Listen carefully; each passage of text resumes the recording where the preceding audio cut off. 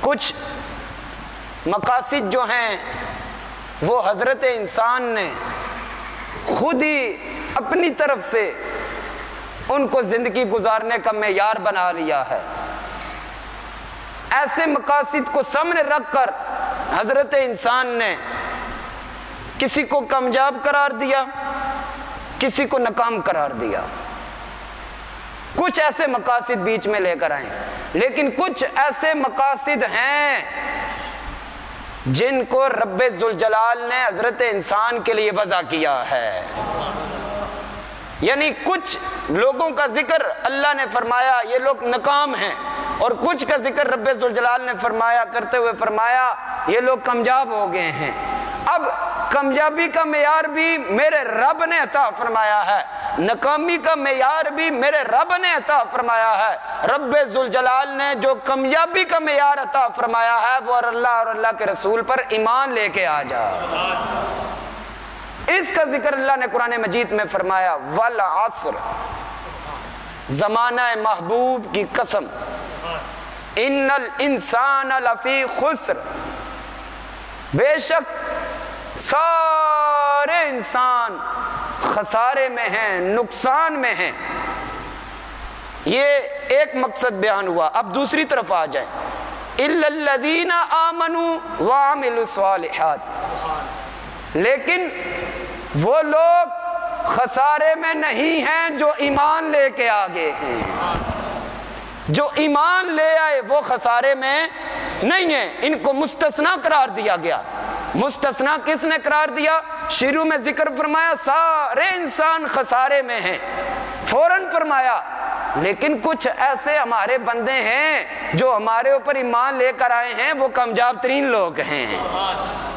ایمان کے بعد عمل صالح کیے وہ کامیاب ہیں، اور وتواصوا بالحق، اور وہ ایک دوسرے کو حق کی تاکید کرتے ہیں، وتواصوا بالصبر، اور ایک دوسرے کو صبر کی وصیت کرتے ہیں۔ اب اس صورت کے اندر اللہ رب العزت نے پورے قرآن مجید کے معانی کو اور مفاہیم کو خلاصتاً بیان فرما دیا ہے۔ سارے قرآن مجید کا خلاصہ سورۃ العصر میں موجود ہے۔ اس لیے تو کس نے کہا تھا نا کہ سارا قرآن تیرا رنگ بیان لگتا ہے۔ والعصر، یعنی پہلا ذکر کیا فرمایا؟ پہلی قسم اٹھائی، اور قسم بھی کسی اور کے نام کی نہیں اٹھائی، اے محبوب قسم ہے جس زمانے میں تو پیدا ہوا ہے، کہ سارا قرآن تیرا رنگ بیان لگتا ہے۔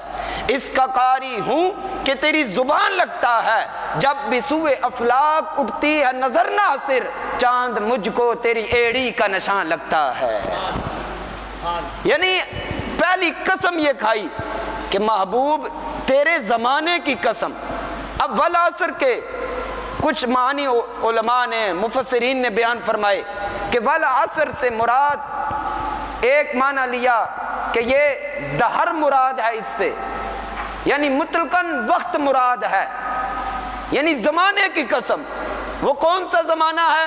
وہ کوئی بھی زمانہ ہو سکتا ہے، کیونکہ قیامت تک میرے محبوب علیہ السلام کا ہی زمانہ ہے۔ قیامت تک رسول اللہ، اس کے بعد بھی انا لہا کی جب صدا بلند ہوگی تو اس وقت رسول اللہ کے زمانہ ہوگا۔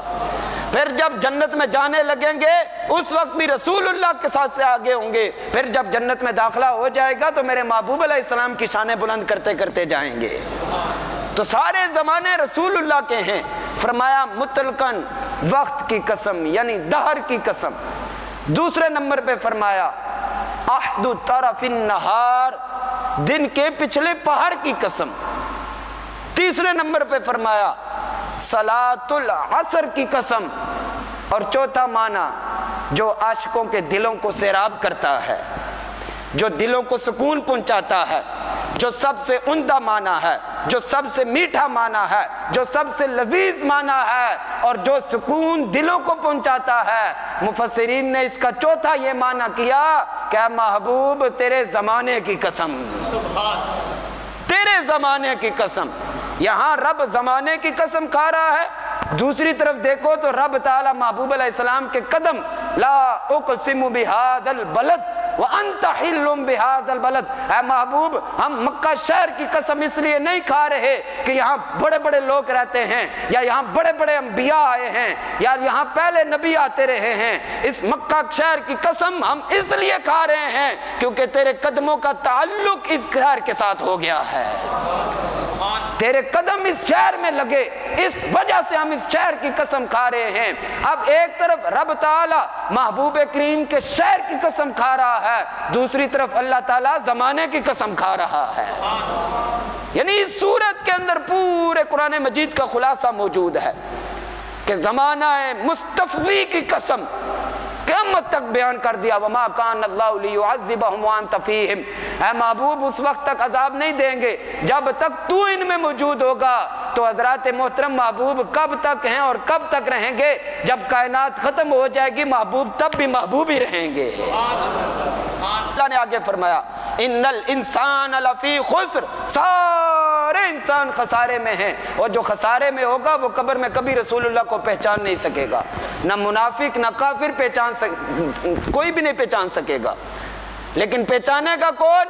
الا الذین آمنوا، جو ان پہ ایمان لے آیا وہ تو ایک ہی بات کہے گا، یہ تو وہی ہے جن پر صبح و شام میں درود پڑھا کرتا تھا، جن نمازوں میں بھی جن پر درود، قیام و قعود میں بھی جن کا ذکر، جن کو ہر جگہ پر میں آگے آگے رکھتا تھا، جو وہی محبوب کائنات ہیں، یہ تو وہی ہستی ہے جن پر صبح صبح میں اٹھ کر پہلا کام یہ کرتا تھا، یا رسول اللہ میرے ماں باپ آپ فدا ہو جائیں آپ پر، یا رسول اللہ میری اولاد آپ پر قربان، میری جان آپ پر قربان، میری صبح و شام آپ کے واسطے ہے۔ یہ تو وہی ہستی ہے